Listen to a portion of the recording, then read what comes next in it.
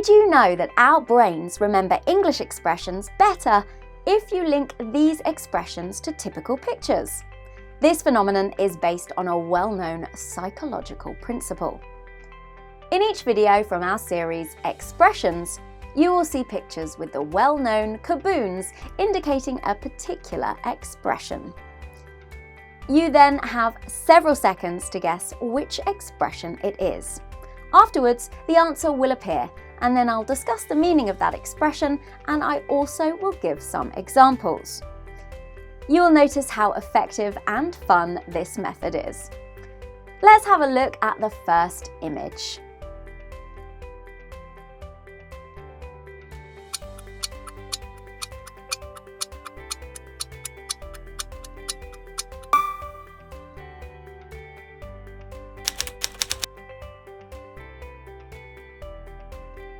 The meaning is simple. There is no reason to keep complaining about a loss, or, in other words, don't be upset about things that have happened and cannot be changed. Here are two examples. Our first example is, "Please calm down, you're just crying over spilt milk. I know there is damage, but we'll fix it." And our second example is, "Don't cry over spilt milk. I know you lost a lot of money at the casino, but that's life." Now, are you ready for the second image?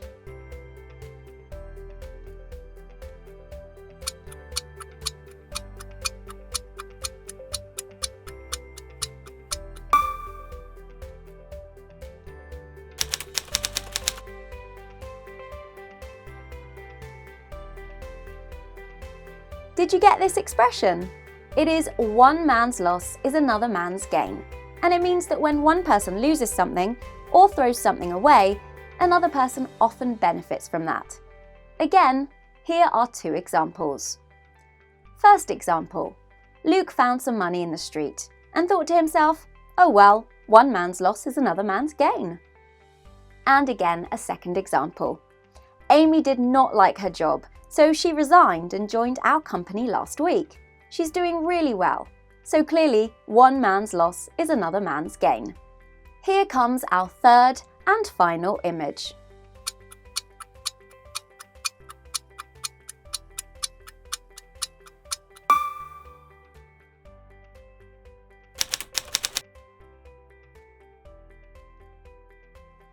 This expression is two peas in a pod, which means that two things are so similar it can be difficult to distinguish between them. Here are our two examples. First example, Mike and Lucy are not siblings, but they're so alike. They really are two peas in a pod. And our second example, I am so close to my best friend. We're two peas in a pod. We're always spending time together.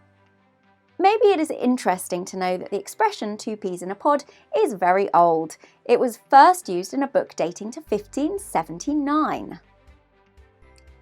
That's the end of this series, and we'll always end with a few important remarks.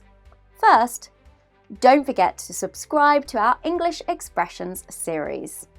Second, please leave comments. Maybe you have other good examples, or perhaps you know the equivalent expressions in, for instance, French or Spanish, or maybe Chinese. And we love to hear how you teach expressions. All comments are welcome. And please inform your colleagues about this new series with Kaboons and use the link below to see what our shop offers. And finally, here's a new picture, and we will tell you what this expression means next time.